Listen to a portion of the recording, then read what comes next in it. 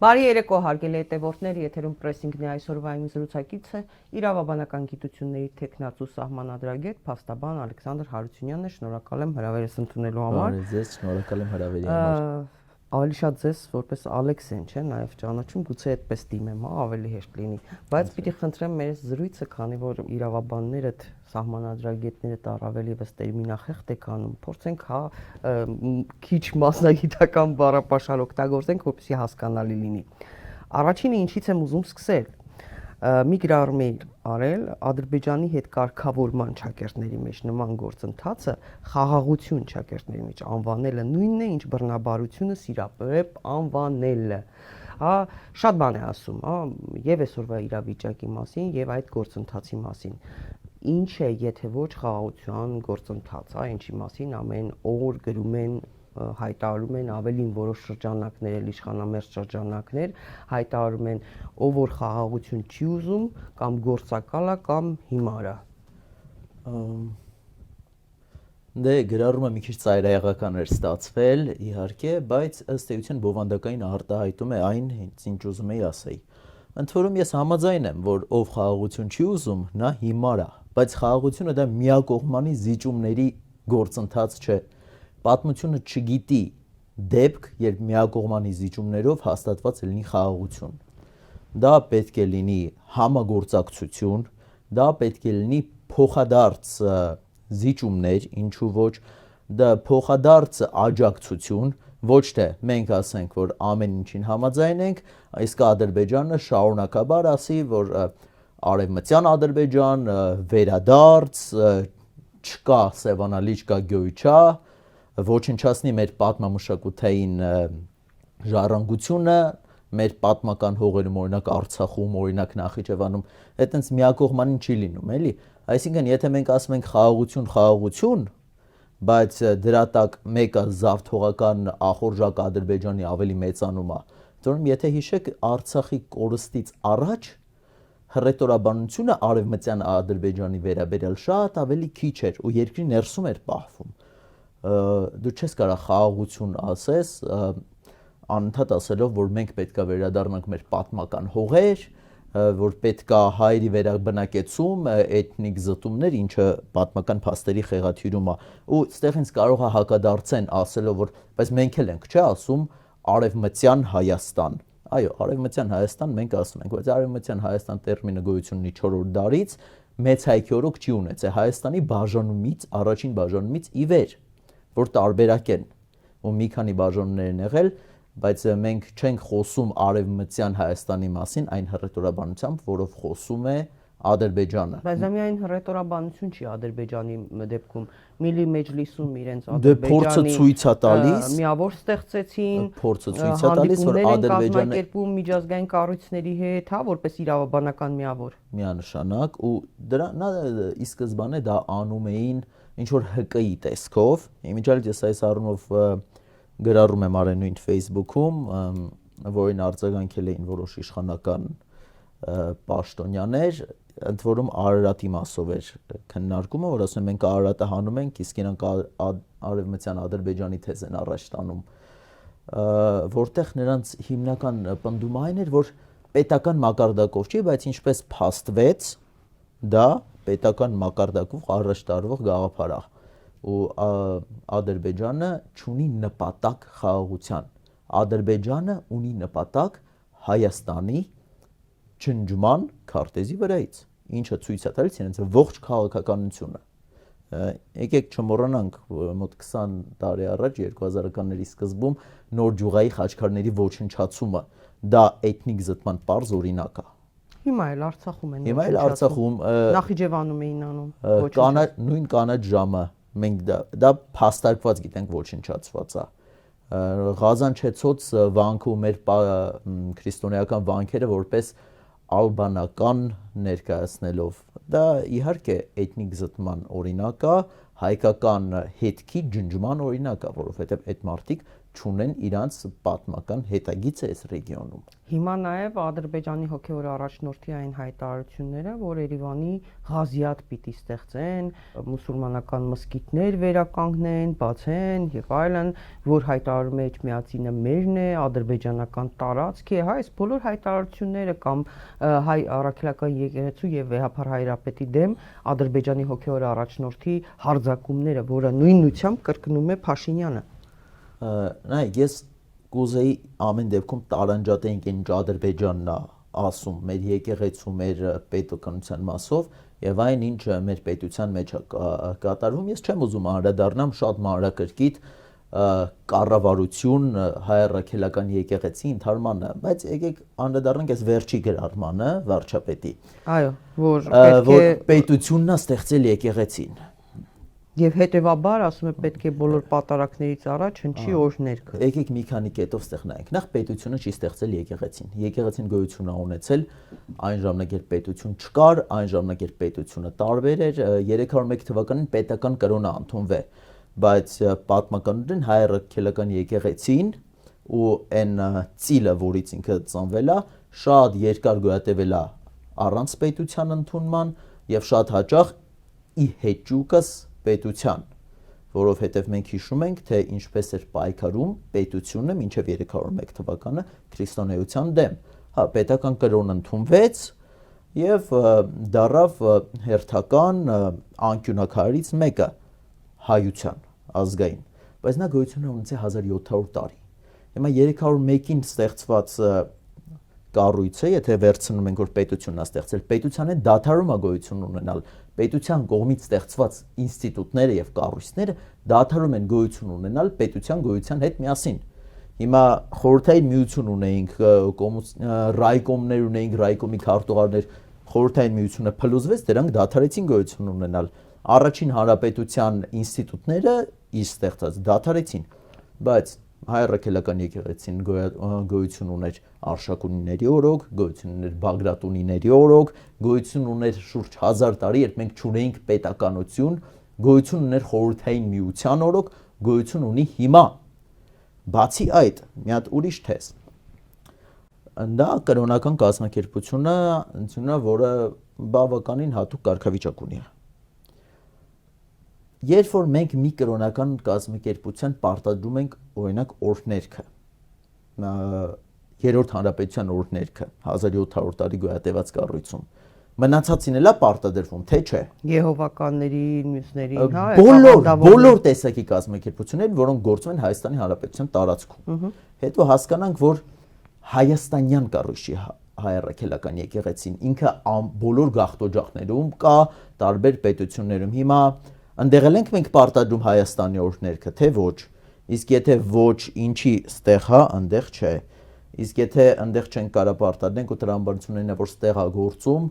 արդյոք օրինակ Ստամբուլում կամ Վաշինգտոնում գործող հայ առաքելական եկեղեցում էլի պետքա այդ պետությունների օրհներգը հնչի։ Ոնց է սա կարգավորվում։ Սա, գիտեք, զուտ ընդհարում չի կառավարություն եկեղեցի նման հայտարարությունը ոչ միայն շուռա տալի պատմական փաստերը եւ փորձում լրիվ այլ կերպ ներկայացնի այն ինչ եղել է։ Սա հարցակում է պլուրալիզմի հանդեպ։ Այս ոնց է որոշում։ Ես համաձայն եմ, որ պետությունն ու եկեղեցին, հատկապես հայկական պետությունը եւ հայկական եկեղեցին պետք է ձեռքի տրված առաջ գնան։ Ու եթե կան խնդիրներ, թե միտեղ թե մյուս տեղում պետքա բարձրաձայնվի խնդիրներին լուծում տրվի, բայց այս տրամաբանության մեջ որ օրհներգը պետքա հնչի եկեղեցում, միասնությունը ավելի շատ կդրսևորվի, որ ազգային ժողովի նիստերից կամ կառավարության նիստերից առաջ աղոթքով սկսեն, ոչ թե հակառակը։ Եկեղեցու էլեմենտը բերեք պետական էլեմենտ, քաղաքական էլեմենտ, որովհետև հիմա մենք երրորդ հանրապետություն ենք։ Ասում են 4-րդ պետք է լինի, ունեցել ենք առաջին հանրապետություն։ Հիմա մենք մեծ հայքի իրավահաջորդն ենք, թե չէ։ Եթե մեծ հայքի իրավահաջորդն ենք, որտեղ այդ տրամաբանության մեջ է, չէ՞ որ պետությունն է ստեղծել եկեղեցին։ Ինչի այս մասով իրավահաջորդն ենք, իսկ պատմական հողերի մասով իրական ու պատմական Հայաստան ենք տարբերակում, չի կարելի տարբերակված մոտեցում ունենալ կարևորագույն հարցերի նկատմամբ։ Դե այդ լոզունգները իրական Հայաստանի վերջերս մասնագետներից մեկի հետ էի խոսում, պարզվեց բոլշևիկների ժամանակներում է եղել նաև, այսինքն այդ իրական Հայաստան ձևակերպումը նաև ինչ որ իմաստով այդ բոլշևիկյան Ձեզ որպես իրավաբան իրական Հայաստանը ասեմ, իրական Հայաստան, եթե վերցնում ենք 20-րդ դարի կտրվածքով, Լեռնային Ղարաբաղը, Արցախը իրական Հայաստանի մաս է։ Ուզում ենք Շահումյանն ու Գետաշենն նկարան դնենք, Ադրբեջանը ոչ մի իրավական հիմք չունի պահանջելու, լեգիտիմություն ունենալու Արցախի նկատմամբ։ Արցախի մասին դեռ կխոսենք, որովհետև ամեն կերպ փորձում են փակել թեման եւ ըստ էության վեհապարի եւ եկեղեցու դեմ հարձակումները սաստկացան այն բանից հետո, երբ որ վեհապար հայրապետը արցախահայերի իրավունքների մասին հարց բարձրացրեց նաեւ Շվեյցարիայում։ Դե Արցախի հարցը գիրք չի, որ երբ ուզեն փակեն, երբ ուզեն բացեն, այն գոյություն ունի անկախ մեր ընկալումներից, այն օբյեկտիվ իրականության մեջ գոյություն ունի ու ինքը փակված հարց չի։ Եվ դա հասկանում է Ալիևը։ Ալիևը դա հասկանում է շատ լավ, դրա համար ինքը ամեն ինչ անում է, որ կարողանա օր առաջ լեգիտիմացնի իր ոչ լեգիտիմ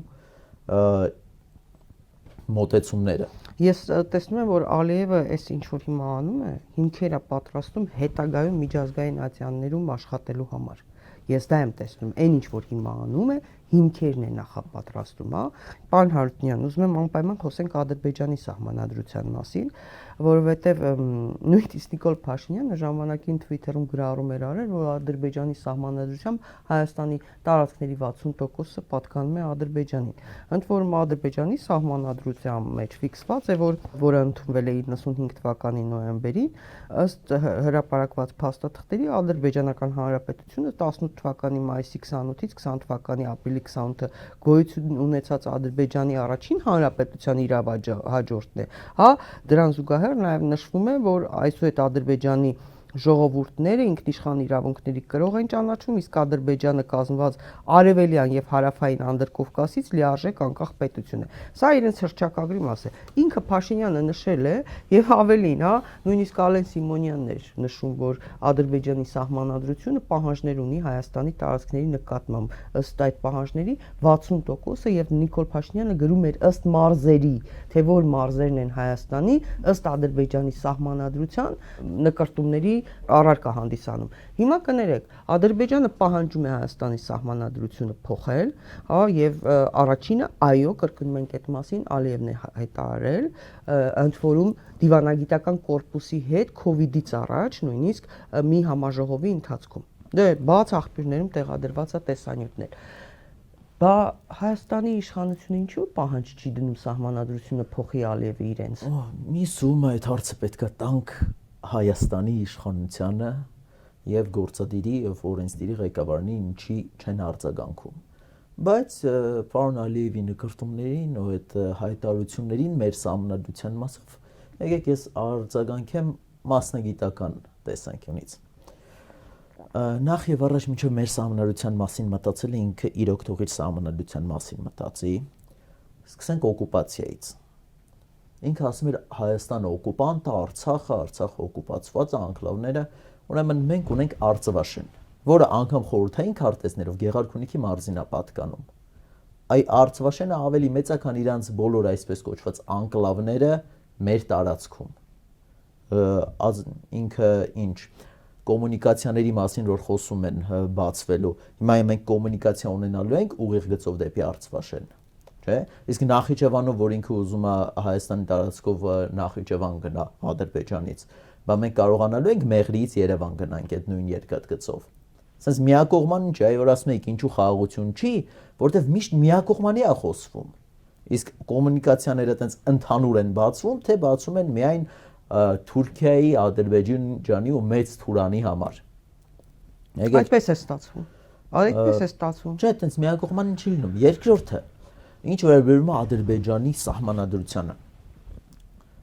Խորհրդային միության անկումից հետո գրեթե բոլոր պետությունները իրենց հռչակեցին ունիտար պետություններ։ Սա արվում էր նրա համար, որ պառակտումը չշարունակվի, որտեղ դոմինոյի էֆեկտով կարող է էլի պառակտվել։ Հիմա Հայաստանը մոնոէթնիկ է, այստեղ այդ ռիսկը չկար, բայց Ադրբեջանում կար։ բայց Ադրբեջանում կար առնվազն երկու միավոր, որոնք իրեն թույլ չեն տալի լինել դասական ունիտար պետություն։ Դա Լեռնային Ղարաբաղի ավտոնոմ մարզներ եւ Նախիջևաններ։ Եկեք խոսենք Նախիջևանից էլի։ Որը այո, հիմա ամենամիլիտարիզացված կետն է Հարավային Կովկասում։ Նախիջևանը ոնց է ընդհանրապես անցել Ադրբեջանին։ Նա չի եղել Ադրբեջանի մաս։ Մոսկվայի Կարսի պայմանագրերով Նախիջևանը տրվել է Ադրբեջանին որպես պրոտեկտորատ։ Ու ինչի է տրվել որպես պրոտեկտորատ, ընդ որում առանց երրորդ անձանց երրորդ կողմի փոխանցելու իրավունքի, որովհետև այդտեղ կար ահռելի քանակի հայկական բնակչություն եւ հայկական մշակութային ժառանգություն։ Էթնիկ զտումը եղավ, այդ մարդկանց վտարեցին։ Պարզ օրինակ Նոր Ջուղայի օրինակը համեմատաբար թանկ է, բայց ոչ թարմա, բայց ոչնչացրեցին իրենք մեր պատմամշակութային կոթողները։ Ես չեմ ուզում մանրակրկիտ անդրադառնամ, թե ինչ կոնվենցիաների 1954 թվականի կոնվենցիան Հաագայի եւ այլ այդ կոնվենցիաների խախտումները։ Սա դասական էթնիկ զտման օրինակ է։ Ընդ որում, եթե մենք հաշվի առնենք, որ հենց Նոր Ջուղայի խաչքարների ոչնչացումը եղել է խաղաղ ժամանակ, էլ ավելի շատ է սա ընկնում դասական ցեղասպանության բնորոշման տակ։ Այսինքն Ալիևյան ռեժիմը ու Ադրբեջանը ոչնչացնում է հենց այն հիմքը, որով Կարսի ու Մոսկվայի պայմանագրով որպես պրոտեկտորատ իրեն ատրվել Նախիջևանը։ Բացի այդ, իրենց սահմանադրության մեջ ամրագրված է Նախիջևանի ինքնավարությունը, որ իր խորհրդարանը ունի, իր ինստիտուտները, բայց վերջին շրջանում Իլհամ Ալիևը ոչնչացրել է անկախությունը իրենց մաքսային ծառայության եւ իրենց ազգային անվտանգության էկվիվալենտ ծառայության անկախությունը ու դարձրել է ընդհանուր Ադրբեջանի համապատասխան կառույցների ստորաբաժանումներ։ Այո, եւ նշանակեց իր լիազոր ներկայացուցիչին։ Նշանակել է նախագահի ներկայացուցիչ։ Այո, իրեն։ Ու այդ ներկայացուցիչը նենց լայն լիազորություններ ունի, որ փաստացի տեղի ինստիտուտները ենթարկվում են նրան։ Այսինքն դասական առումով դե յուրե ինքը պահպանում է այդ ինքնավարությունը, բայց միևնույն ժամանակ ենթարկվում է դե ֆակտո տեղի ունենում իշխանության ուզուրպացիա եւ փաստացի ենթարկում է կենտրոնին։ Դե մենք գիտենք, որ ավտորիտար անգամ տոտալիտար պետություն է Ադրբեջանը, դասական իշխանության պերսոնիֆիկացիա է ու կլանային գնում է։ Դա գիտենք։ Հիմա հարց կա, ավտոնոմիան ինքը պահում է Նախիջևանի հարցում, գոնե դե յուրե, իսկ Արցախի հարցում ավտոնոմիան իսպառ բացակայում է։ Դու չես կարող այդպես տարբերակված մոտեցում ունենաս իրավական էլեմենտների նկատմամբ։ Դու հայերին մերժում ես ինքնավարությունը, հայերը իրավունք չունեին ինքնորոշման եւ այլն, բայց Նախիջևանում դա ձևական պահում ես։ Այս տարբերակված մոտեցումը ինքնին արդեն ցույց է տալի թե ավտորիտարիզմ Ադրբեջանի, թե այն փաստը, որ ինքը հենց սահմանադրական հակասություն կա իր մոտ։ Ինքը գրում է, որ ունիտար պետություն է, բայց ասում է արկա է Նախիջևան, բայց միևնույն ժամանակ մերժում է նույն ինքնավարությունը Լեռնային Ղարաբաղի հարցում։ Ընդ որում Նախիջևանը կգա ժամանակը իհարկե Աստված մի արասե, բայց տեսանելի է արդեն, որ որպես ամենամիլիտարիզացված հատված օգտագործվելու է Հայաստանի դեմ։ Այստեղ ես առիթներ ունեցել եմ զրուցելու նաև միջազգային agentների հետ եւ ռազմական գործի մասնագետների հետ եւ նրանք բոլորը փաստացի ներկայացրել են, որ Նախիջևանից Հայաստան մտնող տարածքները մի քանի անգամ ճանապարհը լայնացրել են, Նախիջևանում կուտակվում է ահռելի քանակությամբ զենք, զրահատեխնիկա, Նախիջևանում զորավարժություններ են տեղի ունենում, այդ ամբողջը Նախիջևանի մասով։ Եվ վերջերս շատ հետաքրքիր էր, որ Թուրքիայի իշխող կուսակցության փոխնախագահը մի հայտարարություն արեց, որ Նախիջևանը մենք անվանում ենք թուրքական դարպասներ, այն թուրքական աշխարհի ռազմավարական կենտրոններից մեկն է, եւ մեջբերեմ մի խոսք, ասում է այսօր Նախիջևանի դիր գծի մեր առաջին կանգառը կլինի Նախիջևանում, թուրքական աշխարհի ռազմավարական կենտրոններից մեկում, որը մենք անվանում ենք թուրքական դարպասներ։ Խաղաղությունն ու բարեկեցությունը, որ Ադրբեջանի եւ Թուրքիայի եղբայրությունը կստեղծի տարածաշրջանում, բխելու են հենց այստեղից։ Մենք պետք է վտանգների սպասենք Նախիջևանի կողմից, Ուր են այդ ճանապարհներով զենք զրահատեխնիկայի, չէ՞, Ես շարժվելու։ Ուր է ռազմական գնալու։ փորձագետ չեմ, Ես բայց ցիտում եմ ես կարող եմ վերլուծել իմանալով պատմություն, լինելով իրավաբան եւ բավականին քաղաքական process-ները ուսումնասիրած մարդ։ Նայեք, Թուրքիան, թուրքական աշխարհը երբեք չի հրաժարվելու մեծ Թուրանի գաղափարից։ Երբեք։ Ու եկեք ընդունենք օբյեկտիվորեն, որ դիվանագիտական դաշտում թուրքերը մեզնից շատ ավելի առաջ են գնացել։ Եկեք ընդունենք, հասկանանք ովքեր են մեր հարևանները։ Մենք երեք փոքրուց սովորում ենք, որ թուրքերը քոչվոր ցեղերը եկան մեր ռեգիոն, մեր պատմական, նրանք Օսմանյան կայսրություն են ստեղծել, այսինքն պետականության ստեղծման գրագիտություն ունեն։ Օսմանյան կայսրությունը Բյուզանդիայից հետո գոյատևած ամենաերկար գոյատևած կայսրություններից մեկն է։ Այ մենք այդպիսի պետական մտածողություն ունեցող թշնամու հետ գործ ունենք։ Ես միտումնավոր չեմ օգտագործում հակառակորդ բառը, հատկապես Ադրբեջանի մասում, որտեղ հակառակորդի հետ կան շփման եզրեր, կա կոնսենսուսի հնարավորություն։ Ադրբեջանը թշնամի է, որովհետև ինքը ունի մեկ նպատակ՝ Հայաստանի ոչնչացում քարտեզից։ Ընդորում ոչ միայն ֆիզիկական, այլև մշակութային, որովհետև ֆիզիկական ամենաուժեղ հարվածից հետո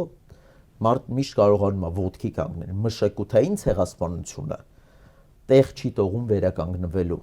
ինքնությունը դա է, երբ որ վերացվում է ոչինչ։ Հենց ստեղ եմ ես տեսնում այդ հայլային արտացոլանքը, ջուղայի խաչքարներ, մեր եկեղեցիներ, մեր պատմամշակութային ոչնչացում Ադրբեջանի օկուպացիայի ներքո գտնվող հայկական հողերում։ Եվ դրան զուգահեռ մեր ինքնության անբաժանելի մաս կազմող ինստիտուտի հանդեպ արշավներ ու թիրախավորում մեր երկրի ներսում, ստորադասում 1700 տարեկան կառույցի 30 տարեկան պետությանը։ Սա պետական կառույց չի, սա հայաստանյան կառույց չի, որ Հայաստանի Հանրապետության օրհներգ կամ խորհրդանիշներ մենք դնենք եկեղեցում։ Հակառակը, այս կառույցի խորհրդանիշները պետքա գան մեր պետության ու պետականության մոտ։ Իսկ այն ինչ տեղի ունենում, այո, ես վտանգը միշտ տեսնում եմ։ Միշտ։ Հա, բայց տեսեք, որևէ մեկը չի կասկածում, որ Թուրքիայի նպատակները բոլորովին այլ են։ Եվ Թուրքիան էլ շատ ազնիվ է ասում։ Ադրբեջանն էլ է այս դեպքում բաց հայտարարում է իր ցանկությունների մասին։ Մեր կողմից ինչ է արվում այս ամեն ինչը թույլ չտալու համար։ Հիմա վաղը կարող ենք արդեն կանգնել փաստի առաջ, որ 300-ից հիմա արդեն ասում են 500,000 ադրբեջանցիներ գալու են Հայաստան։ Ինչ ենք անելու։ Ինչ ենք անելու։ Անկեղծ չգիտեմ։ Վաղ կարող է ցանկացածի տանդուրը թակեն, ասեն սա իմ պապական հողն է, չէ՞։ Ոչ իմ կոմպետենտության թիրախն է ոլորտն է, ոչ ձեր։ Սրան պետք է արձագանքեն պատկան մարմինները։ Բայց պատկան մարմիններից մենք չենք տեսնում արձագանք, մենք ասում ենք, մենք տեսնում ենք միայն արձագանք, որ խաղաղություն է հաստատվել։ Տենց խաղաղություն չի լինում։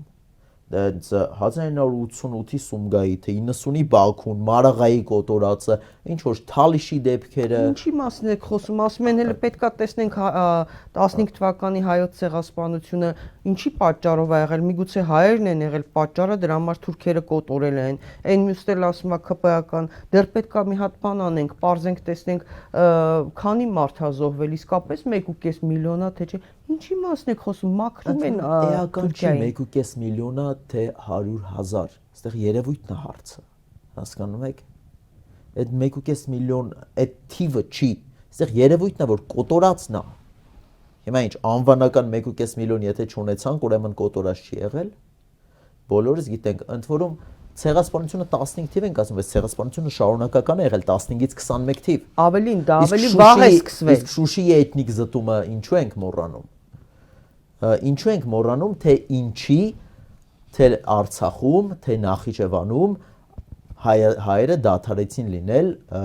մեծամասնություն, ինչի դառան փոքրամասնություն, ինչի հայկական ներկայությունը դադարեց գոյություն ունենալ այդ երկու տեղերում։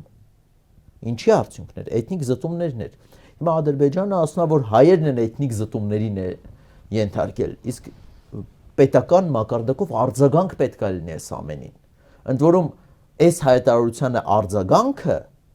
համարժեք արձագանքը ու փաստարկված արձագանքը ոչ մի պարագայում չի կարող դիտարկվել որպես խոչընդոտ խաղաղության համար։ Պատմական փաստերի խեղաթյուրողին պատմական ճիշտ փաստով հակադարձելը չի կարող դիտարկվել որպես խաղաղության օրակարգին դեմ քայլ։ Ընդհակառակը Ադրբեջանն է խաղաղության օրակարգին դեմ գնում։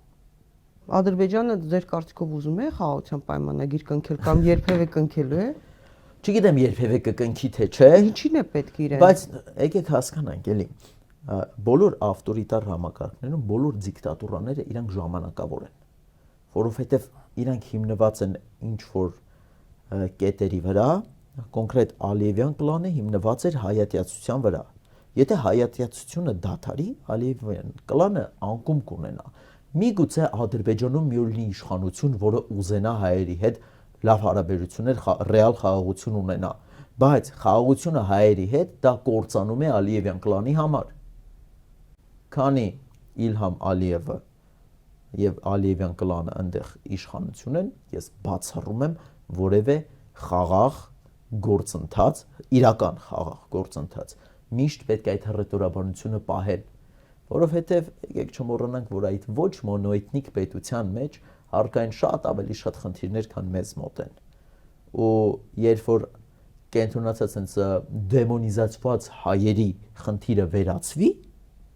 մենք էլ կտեսնենք, որ գլուխ են բարձրացնում այնտեղ իրենց էթնիկ փոքրամասնությունները, լեզգինները, թալիշները ու իրավունքները եւս ոտնահարվել են տարիներ շարունակ։ Ում համար են այդ հայտարարությունները Ալիևի կամ Հաջիևի կողմից։ Եթե ես կասեմ, որ նախկինում դրանք ներքին լսարանի համար էին, հիմա դրանք ներքին լսարանի համար են։ Տեսեք, գնացին մի խումբ հասարակական կազմակերպությունների ներկայացուցիչներ իշխանամերձ այս Փաշինյանի թիմին իշխանությանը սպասարկող, հա, եկան ասեցին Հաջիևը ասում է, Ադրբեջանը ասում է, որ պատերազմ չի ուզում, վերջ այլևս պատերազմը ավարտված է, այդ փուլը խաղաղություն է ուզում։ Մեկն էլ ասեց Փաշինյանի աջակիցներից մեկը, հա, իր իշխանության Արմեն Գրիգորյանի թիմակիցներից մեկը ասեց, այդ խեղճ մարդը տենց չի ասել, ինչ գոյչա, ինչ բան, սխալ եք հասկացել, եւ այլն։ Բայց ինձ համար մտահոգիչն այն չի, սրանք ինչ են հայտարարում այստեղ։ Ինձ համար մտահոգիչն այն է, թե ում համար են Հաջիևներն ու Ալիևները այդ հայտարարությունները անում։ Դա միջազգային հանրության համար է իմ գնահատմամբ, իրենք հող են նախապատրաստում իրենց հաջորդ քայլի համար։ Որն է լինելու իրենց հաջորդ քայլը ասես։ Դե դատելով իրենց հռետորաբանությունից դա կլինի ամենայն հավանականությամբ արևմտյան Ադրբեջան թեզի եւ կոնֆլիկտի ստեղծումը, կոնֆլիկտային կոնցեպտի ստեղծումը արևմտյան Ադրբեջան գաղափարի շուրջ, ու միջազգային հարթակներում դրա արդիականացումը։ Ու եկեք չմոռանանք, որ շատ շուտով նրանք միգուցե կակտիվացնեն նաեւ հայերի կողմից կատարված ճակերտավոր ցեղասպանությունները։ Գիտեք, սրանից դեռ 10 տարի առաջ, երբ ես սովորում էի Ամերիկայի Միացյալ Նահանգներում, մետրոյի բոլոր կայարաններում փակցված էր այսպես կոչված Խոջալուի ցեղասպանության մասին հիմա էլ շարունակ ինֆորմացիա, իսկ ինչ ենք մտածում, որ Ալիևը հրաժարվելու է դրանից։ Էլ չասեմ, որ ամենայն հավանականությամբ ռեպարացիաներ եւս կուզի, ու այս ֆոնի վրա մենք պետք է ֆինանսական պահանջներ, փոխհատուցումներ, այո։ Ինչու ոչ, եթե գիտեք ախորժակ ուտելիս է բացվում, երբ որ ինչ ուզում ես, քեզ տալիս են, դու ավելի ու ավելի ես ուզում։ Դե ըստ էության նրանք խոսել էին դրա մասին, նույնիսկ ես հիշում եմ թուրքական պետական հեռուստաընկերությամբ ռեպորտաժ էր պատրաստվել հենց Թուրքիայի պետական հեռուստատեսությամբ եւ ներկայացրել էին մեր քարտեզը ու ասում էին այդ ռեպարացիաների մասով էս փոխհատուցումները պետք է անեք, ընդ որում միլիարդների հասնող, եւ Հայաստանը ասում էին, եթե չկարողանա այդ ռեպարացիաները, այդ ֆինանսական պահանջները բավարարել, ապա կարող է տարածքով փոխհատուցել։ Թուրքիայի պետական հեռուստաընկերության ռեպորտաժ եմ ասում։ Շատ հետաքրքիր մոտեցում է տարածքը առանց պատերազմի վերցնելու, ու երբ որ տեսնում են, որ գլոբալ առումով բոլոր կապրիզները բավարարվում են, ինչու ոչ։ Իսկ ինչ նախանգարում առաջ տանել են թեզը, որ դե մի քիչ է հող տանք, որ պատերազմ չլինի։ Գիտեք, չի կարելի այդ ամենը փոխանակման դնել, հանձնման դնել հողի կորուստը ամենավատ բանը չի, ինչ կարա լինի պետության հետ, ես ասեմ ձեզ։ Պատմականորեն մենք շատ հաճախ կորցրել ենք հող, 1000 տարի հող չվերականգնելուց հետո մենք Արցախյան պատերազմում հաղթեցինք առաջին, այսինքն գաղափարից հրաժարումն է խնդիրը։ Արցախը մենք այսօր կորցրեցինք, բայց պատմականորեն ճիշտ քաղաքականության ընթացքում այն հնարավոր է եւ կարելի է վերադարձնել։ Հեսա դες կմեղադրեն ռևանշիզմի մեջ։ Ես ռևանշիզմ չեմ ուզում անվանեմ սա, բայց դա պատմականորեն դա հնարավոր է։ Մենք հիմա ավելի վատ վիճակում չենք, քան Գերմանիան առաջին կամ երկրորդ համաշխարհային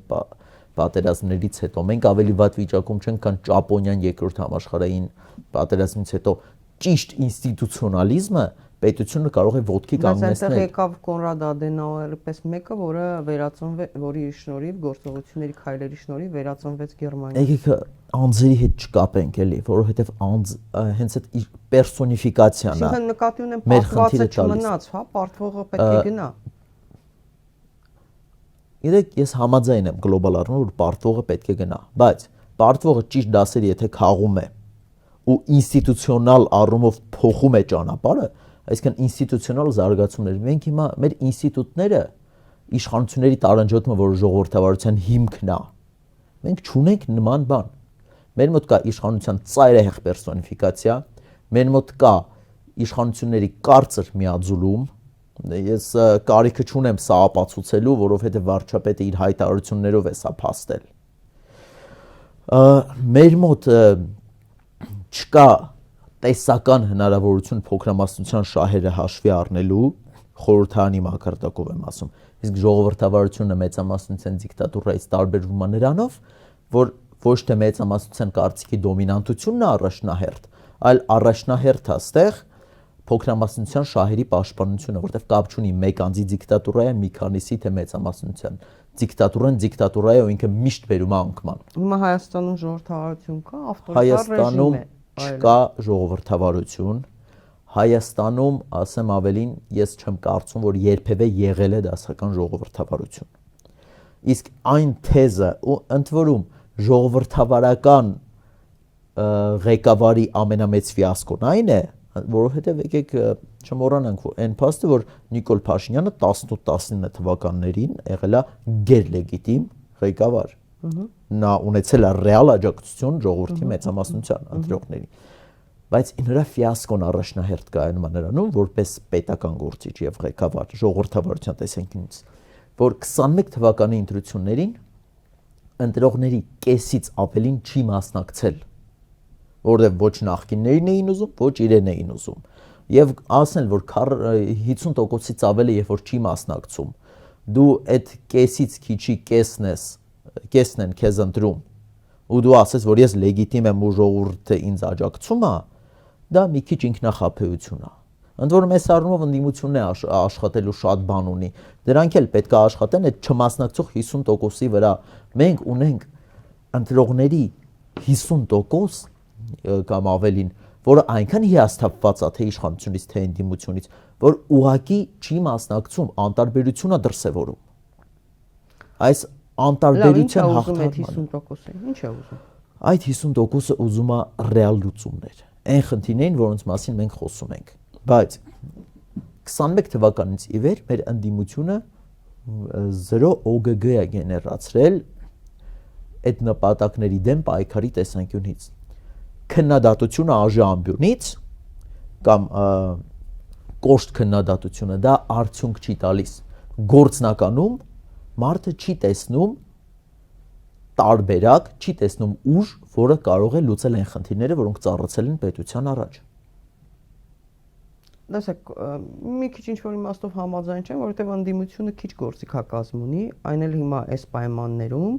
եւ ավելին աշխարհակաղակական այս դասավորության պայմաններում։ Ես ասեմ ավելին, ընդդիմությունը ընդհանրապես գործիքակազմ չունի, խորհրդարանական ընդդիմություն։ Այդ դեպքում հարց, մինչև ընտրությունների գնալ իրանք դրա մասին չգիտեին։ Դե դրա համար ընդդիմության մի թևը ասում է չպետք է գնալ ընտրությունների։ Մյուս թևը, այսինքն ասեց, չէ, գնում ենք ընտրությունների կրելու ենք, եղավ այն ինչ եղավ։ Ասում էին, պետք չի գնալ ընտրությունների ու լեգիտիմացնել այս ամբողջ process-ը։ Հասկանում եք, բայց եղավ եւ լեգիտիմացավ։ Դե լեգիտիմացրեցին։ Գնացել են, մանդատը վերցրել են, թող առանց գործիքակազմի քաղաքականությունը միայն սահմանադրական գործիքակազմով չի սահմանափակվում։ Նույն հաջողությամբ մենք ունենք հանրապետության նախագահ, որը չունի ռեալ ոչ մի լծակ, բայց ինչի պետք է հանրապետության նախագահը ունենա բարձր հեղինակություն, որ կարողանա իր հեղինակությամբ գոնե ազդել ընթացքի վրա, կարողանա իշխանությունների տարանջատումը գոնե ինչ-որ չափով ապահովել։ Ես միջազգային վերջերս հոդված եմ գիտական հրապարակել հենց նախագահի ինստիտուտի մասով, ոչ անձնավորված բնականաբար 15 թվականի փոփոխություններից հետո նախագահի ինստիտուտի ինչպիսին լինելու եւ դե ֆակտո 18-ից սկսած դրա դրսևորումների մասով եւ հանգել եմ այն եզրահանգմանը, որ ստորադաս ենթակա նախագահ կա այս պահին գործադիրի, այո, բայց դա անձով է պայմանավորված նաեւ, չէ՞, թե լիազորություններով։ Լիազորություններ չունի, բայց գիտեք, ես առիթ եմ ունեցել հարց այս մասով նախագահներից մեկի հետ խոսել, նա ասել է, որ ես գործիքակազմ չունեմ, բայց պաշտոնը ստանձնելուց էլ չգիտեին այդ մարդիկ, որ գործիք։ Ես գիտեմ դուք ում մասին եք ասում, որովհետև ինքը նույնիսկ ժամանակ խնդրեց, որ ծանոթանա այդ առաջարկից հետո։ Ես ենթադրում եմ, որ Արմեն Սարգսյանի մասին է խոսքը, ճիշտ եմ։ Այո, ես տարիներ առաջ նա հանդիպեց երիտասարդ մասնագետների հետ եւ ես նրան հարց ուղեցի ինչու ինքը ոչինչ չի անում դեմարկացիայի եւ դելիմիտացիայի հարցերում, խոսք չի ասում, ասում է ես գործիքակազմ չունեմ, սահմանադրությունը ինձ չի տալիս։ Ինքը ճիշտ չի ասում, բայց ճիշտ չի ներկայացնում, բայց բացի այդ դու ժամանակ ես խնդրել, ծանոթացել ես այդ լիազորություններին եւ գնացել ես այդ համաձայնությունը տվել ես։ Միգուցե գործիքակազմ սահմանադրական տեսանկյունից ինքը չունի, բայց խոսք ասել կարող է։ Ես ձեզ ասում եմ, հանրապետության նախագահի կամ հեղինակություն ունեցող ընդդիմադիր գործչի խոսքը կարող է շատ բան փոխել ամենա դժվար գործընթացներում։ Այդ խոսքը մենք պետքա լսելի լինի, ու այդ խոսքը պետքա լսելի լինի մի մարդուց, ով հեղինակություն ունի հասարակության մեջ։ Ես ցավոք սրտի ես նման հեղինակություններ գրեթե չեմ տեսնում։ Պարոն Հարությունյան, մի հարց էլ, հա, տեսեք, եկեղեցու դեմ է Սարշավը, շատերը որոշ մասը մտածում է վեհապարի անձի դեմ է, առանձին եկեղեցականների դեմ է, բայց եկեք փաստենք, որ սա տեղի ունեցել սկսվել է հենց 18 թվականի այդ ես դրան ասում եմ գունավոր հեղափոխություն, որտեղ բոլոր այդ կանոններով է արվել, այսինքն դրա շրջանակում է արվել եւ հենց առաջին իսկ օրվանից կարծես պլանը հայտնի էր եւ թիրախում ծրագիրը հայտնի էր Փաշինյանի թիմին եւ նրան իշխանության բերողներին, այդ արտաքին ուժերին, եւ նրանք հենց առաջին օրվանից թիրախավորեցին եկեղեցուն։ Հիմա վերջին արարն է։ Նպատակը վերջնական որն է, որ եկեղեցին ոչնչացնեն, որ բերի ինչ որ դրածո կաթողիկոս դնի, բայց դա չի աշխատելու, չէ՞։ Վեհապարը նույնիսկ եթե հրաժարական տա, ինքը չի դադարում վեհապար լինել։ Ճիշտ է թե չէ։ Եկեք ես sense ասեմ։ Բանտարկեն, ինքը չի դադարում կաթողիկոս լինել։ Միայն սպանելու դեպքում է, որ կարող են վեհապարին թույնելու, սպանելու դեպքում է, որ կարող է, հա, բան լինի, փոխվի։ Ես համաձայն չեմ ձեզ հետ, որ մենք ունեցել ենք գունավոր հեղափոխություն։ Մենք չենք ունեցել հեղափոխություն։ Հեղափոխությունը, գիտեք, կա պետության առաջացման պայմանագրային տեսություն, որտեղ սոցիալական պայմանագիրն է պետության հիմքը։ Եթե հասունացել է հեղափոխություն, ուրեմն խնդիր կա սոցիալական պայմանագրի հետ, կամ այն լավը չի, կամ իրեն սպառել է, կամ թերի է աշխատում։ Ըստ այդմ առաջի բանը, որ պետք է արվի, դա սոցիալական պայմանագրի փոփոխությունն է հեղափոխությունից հետո։ Այս պարագայում դա մաքսիմալ պրիմիտիվացնելով դա սահմանադրությունն է, այսինքն հեղափոխության դեպքում դու առաջին բանը սահմանադրությունն ես փոխում։ Բայց մենք հիշում ենք սահմանադրական փոփոխությունները նախաձեռնվեցին, երբ որ Հրայր Թովմասյանը դարձավ խնդիր որպես ՍԴ նախագահ։ Այսինքն սա չի եղել ի սկզբանե։ Ըստ այդմ իշխանափոխություն, բայց այս պարագայում իշխանության բովանդակությունը պետք է փոխվի։ Բայց մեզ մոտ բովանդակային առումով էլի փոփոխություն տեղի չի ունեցել, որովհետև մենք նույն տրամաբանության մեջ ոնց 91-ից գալիս էինք, ավտորիտարիզմի էլեմենտներով շարունակել ենք, որովհետև մեր մոտ միշտ եղել է իշխանության պերսոնիֆիկացիան։ Սա ապացուցման կարիք անգամ չունի։ Հիմա միգուցե սա հասկացել, այսինքն մեր մոտ տեղի ունեցել ընդամենը մարդափոխություն, մարդիկ են փոխվել ու յուրաքանչյուր ղեկավար իր հետ բերում է իր բարոյականությունը, իր արժեհամակարգը, իր մոտեցումները, իր մեթոդաբանությունը։ Այսինքն տեղերում փոխվել մարդիկ, հեղափոխություն չի եղել, մարդիկ են փոխվել ու մեթոդաբանությունն է այլ հարցերին մոտեցումն է փոխվել։ Ես իհարկե չեմ կիսում այդ տեսակետը, որովհետև նույնիսկ տեխնոլոգիաների գործիքների իմաստով կարող եմ հատ-հատ ապացուցել ոնց է եղել նույն Վրաստանում ինչպես եղավ, Ուկրաինայում ինչպես եղավ եւ այստեղ ինչպես եղավ, եւ որ կենտրոններից են կառավարում, կներեք, ինչ թիրախներ են նրանք ընտրում ոչնչացնելու է ծրագրի համար։ Ես մի քիչ սա իրավական տեսանկյունից էի մոտենում հեղափոխություն եզրույթին, բայց սոցիալական տեսանկյունից կարելի ասել, որ հեղափոխություն է, բայց դասական առումով ես չեմ համարում դա հեղափոխություն, որովհետև հեղափոխության հիմքում շատ մեծ փոփոխություններ են, որոնք դու չես կարող գործող սահմանադրությամբ սահմանափակես քո հեղափոխությունը, ինչպես վարչապետը անում էր իմիջայլոց։ Դու կամ գալիս ես լրիվ ինստիտուտները մաքրում ու նորը բերում, ընդ որում 18 թվականը այն ժամանակն էր, երբ 4-րդ հանրապետությունը լեգիտիմ հիմքերով կարող էր ստեղծվել։ Որովհետև ասին հեղափոխությունը նոր հանրապետություն է, սոցիալական պայմանագիրը փոխում ենք։ Հիմա գալով թիրախավորմանը եկեղեցու։ Ինչպես ես ասացի, եկեղեցին դա պետական կառույց չի, դա ազգային է, դա պետության սահմաններից դուրս է, դա կախվածություն չունի պետության գոյության հետ կապված չի անգամ։ Եվ թիրախավորել այն ինստիտուտը, որը կարող է ինքնություն պահել, ընդ որում մենք գիտենք, որ ինքնությունն է պահել եկեղեցին գաղթօջախներում։ Գիտեք, ես անկեղծ ասեմ, ես ինքս հայ առաքելական եկեղեցու որպես ինստիտուտ պատմականորեն բավականին քննադատ եմ, որովհետև ես չեմ ընդունում դոգմաներ եւ ծայրահեղություններ։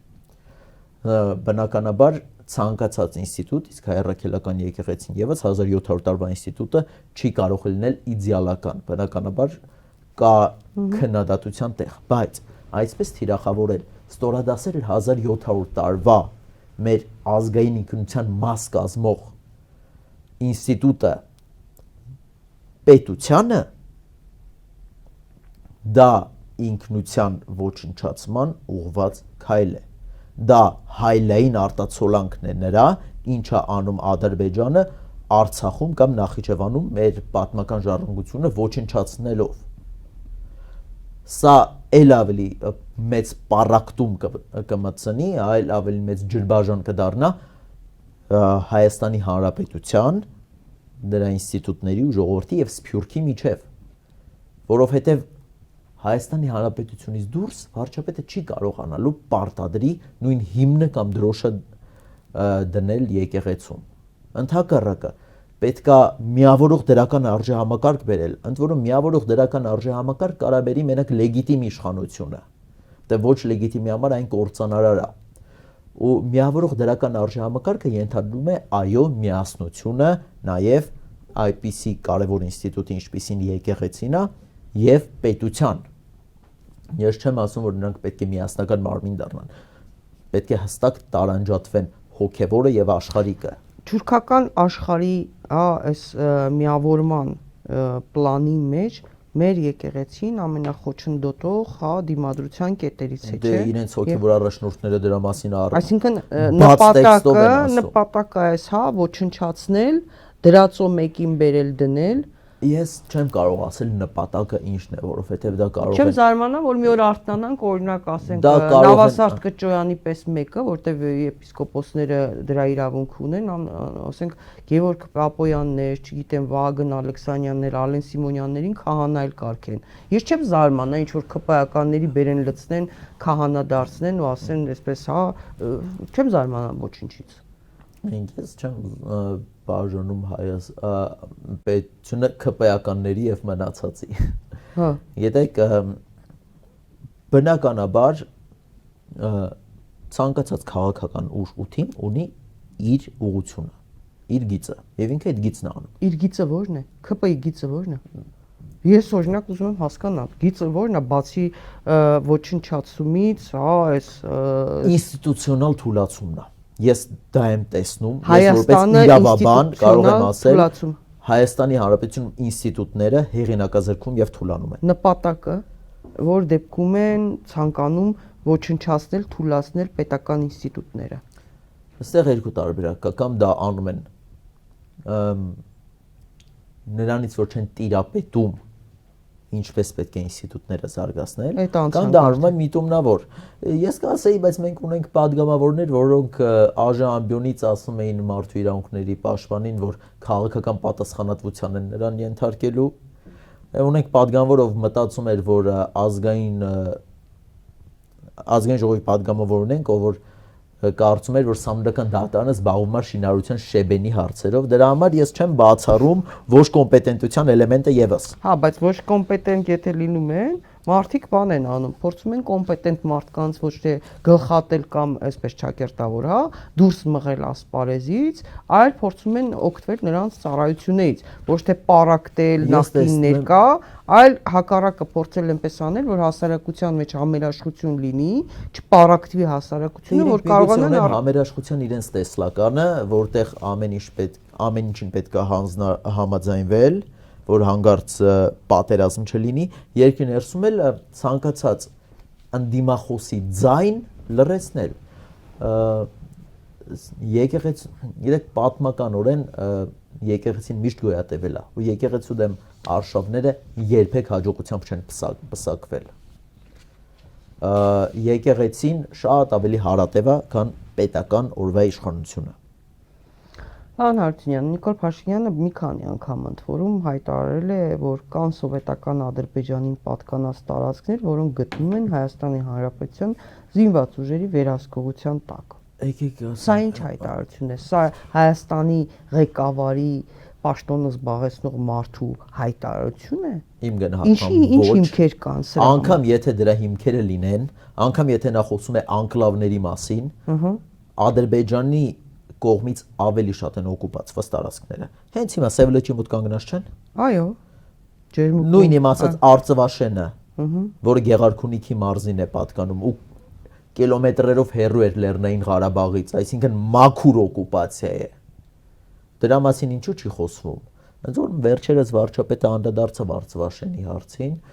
ու ես մի քիչ վախենում եմ, երբ որ ինքը ինչ որ տես մեր շահերից բխող ինչ որ բան ասում, դա միշտ ինչ որ բացասական հետևանք է ունենում մեզ համար։ Այո։ Դրա համար ես հիմա ուզում եմ տեսնել այդ Արծվաշենի հարցը ոնց է լուծվելու։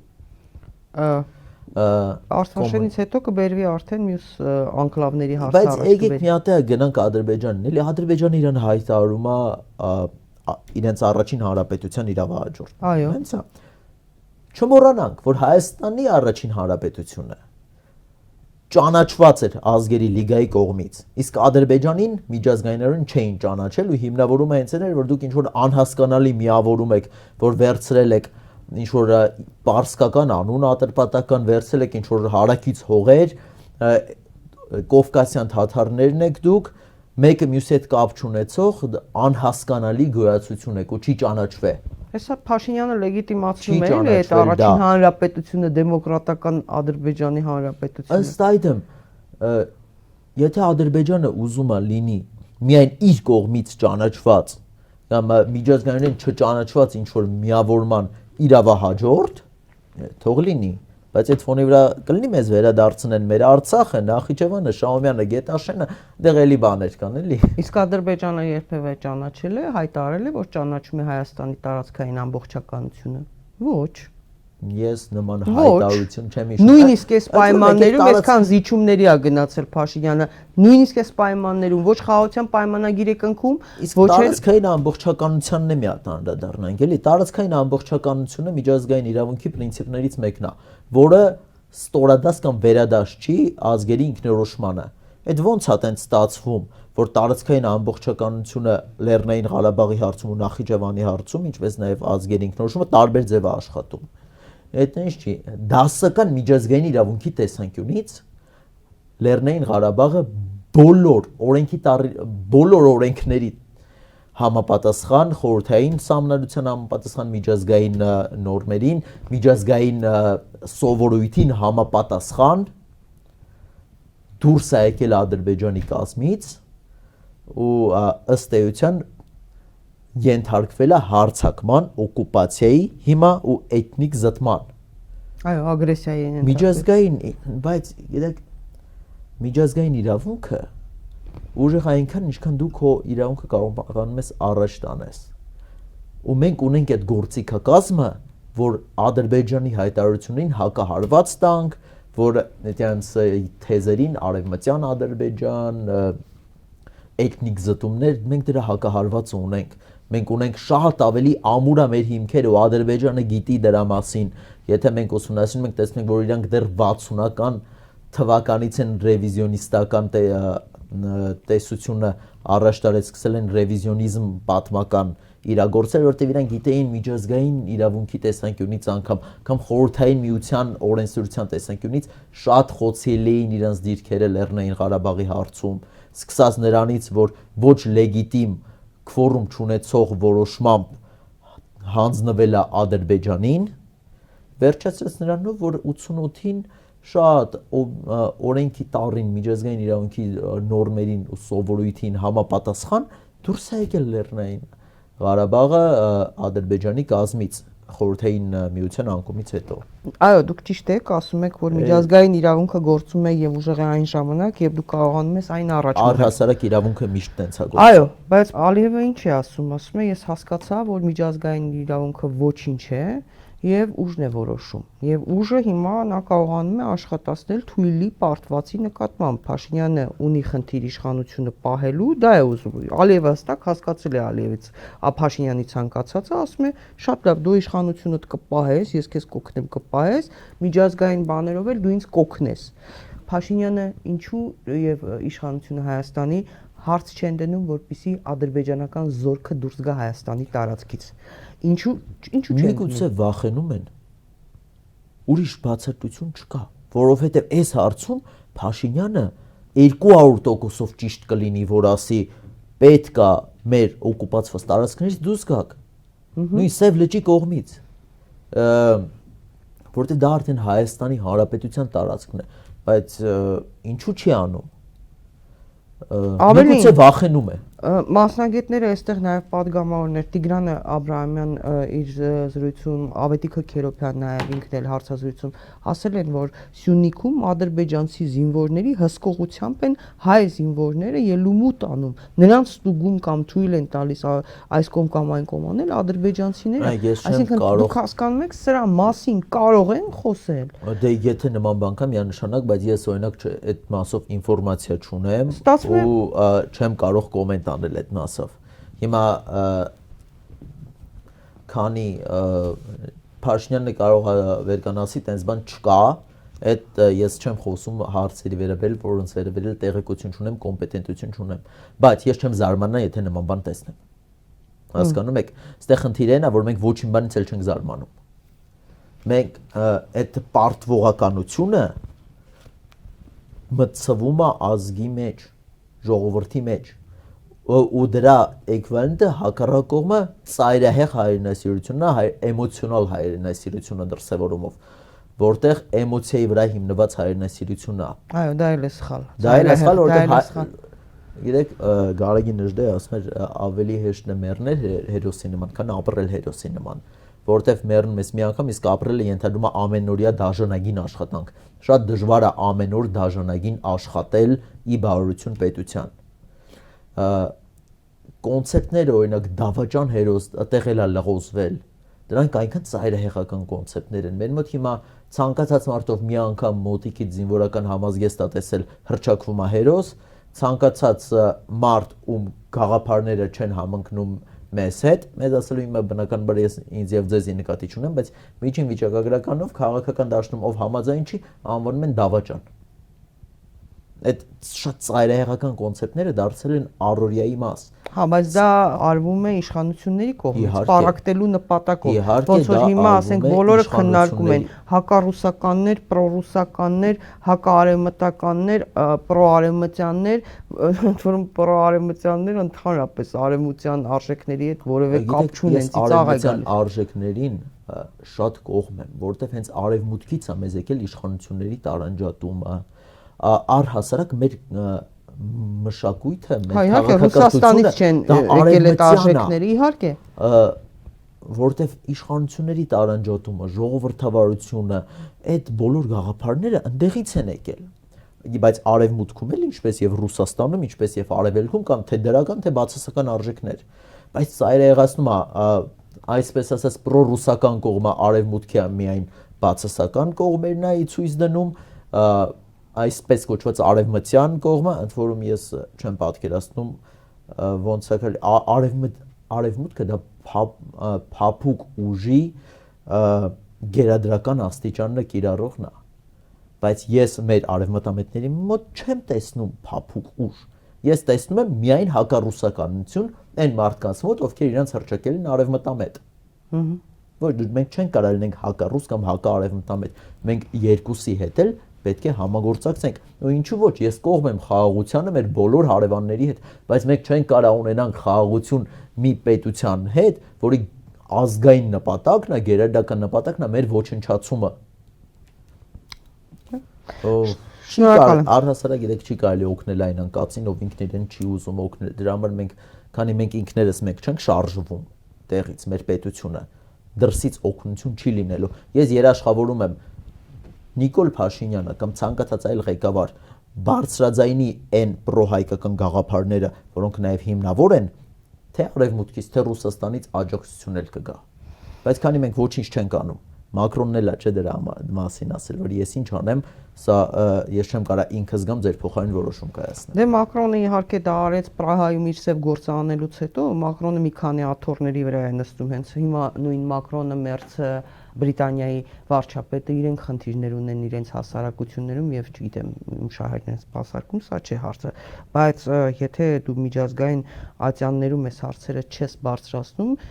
ոչ մեկ չի բարձրացնելու մեր փոխարեն։ Բայց կներեք եղել է, չէ, եւ Եվրոպարլամենտում երբ որ հարց է բարձրացվել, ինչպես ենք մենք Ադրբեջանի, որի նավթի մեջ արյուն կա, առաջ մղում, աշկներս փակում Ադրբեջանի արածների նկատմամբ, եվրոպացի չինովնիկները պատասխանել են, այդ հայո, ադրբեջանական նավթի մեջ արյուն կա, բայց այն մեզ պետք է։ Խնդրեմ։ Այնպես որ նույն դիկտատոր Ալիևի բաները չէին տեսնում, չէ, տարիներ շարունակ, որ ժողովրդավարության որևէ նշույլ չկա, բայց Հայաստանի նախկին իշխանություններին ինչ էին անում։ Քարկոծում էին, հարվածում էին, քննադատում էին, հիմա ինչ են անում, աչք են փակում, ինչու Ալիևը իրենց պետք է, այդ նավթը իրենց պետք է, հակառուսականություն քանության գծի մեջ է։ Իրականում մենք սովոր ենք մեղադրել ուրիշներին մեր շահերը չպաշտպանելու, ես ընդհանրապես չեմ մեղադրում ոչ մեկին իրենց շահերը պաշտպանելու։ Ես դա չեմ մեղադրում, ես ուղղակի տեսնում եմ, այն ինչ որ կա,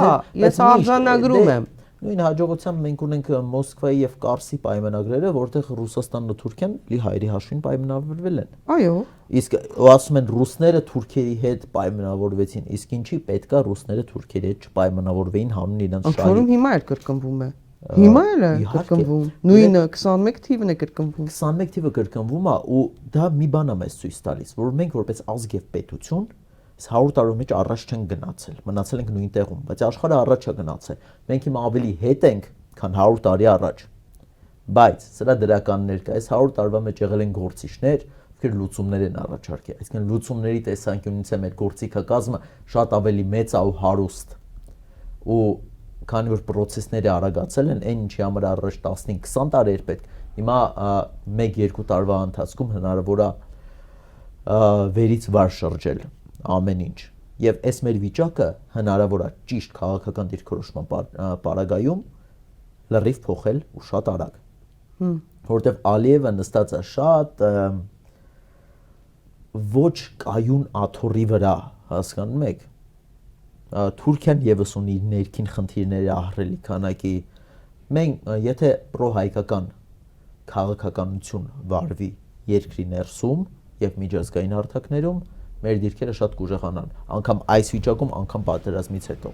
Շնորհակալ եմ, պարոն Հարությունյան։ Իդեպ նշեմ, որ Ալեքսանդր Հարությունյանը նաեւ ալպինիզմի մեծ սիրահար է, Արարատ քանի անգամ եք բարձրացել։ Արարատ 2 անգամ եմ բարձրացել։ Եվ Արարատը, որ ուզում են սիմվոլ որպես ջնջեն, եւ ոնց է ձեր առաջի ռեակցիան ինչ էր։ Արարատը չեն կարող որպես սիմվոլ ջնջել։ դա բնականաբար թիրախավորում է մեր սիմվոլիզմի, մեր ազգային ինքնության, որ ասում են բա եթե որոշեն արագածը դնեն իրանց մոտ, ուրեմն որոշ ուզում են թուրքը ուզում է թուրքական լիրայի վրա արագածը դնի, ուզում է թե 5 անգամ դնի այդ արագածը դրանից չի դադարում լինել մեր տարածքում։ Իսկ ինչ վերաբերվում է նրան, որ ասում են Թուրքիայի տարածքում է, ուրեմն Արարատը դա աշխարհագրական մարմին չի, որ ասենք Արարատը դա հոգևոր էլեմենտ է։ Դա մեր քրիստոնեական պատկանելության մաս է ու որպես այդպիսին ինքը աշխարհագրական իր դիրքից ու պատկանելությունից օրվա քաղաքական կախված չի։ Ինչպես կիսալուսունն են իրենք որպես իսլամի նշան դնում, տենց է մենք Արարատը միշտ կարող որպես հոգևոր սիմվոլ օգտագործենք։ Ու առհասարակ ոչ մեկ չի կարող մեզ դա արգելել։ Ամենաբարձր գագաթը ո՞րն էր, որ բարձրացել Իմը եք։ Կիլիմանջարոն։ Շնորհակալ եմ պարոն Հարությունյան հետաքրքիր զրույցի համար, հարգելի հետևորդներ, հիշեցնեմ, որ իմ զրուցակիցների իրավաբանական գիտությունների թեկնածու, սահմանադրագետ եւ փաստաբան Ալեքսանդր Հարությունյանը, կհանդիպենք, հաջողություն ձեզ։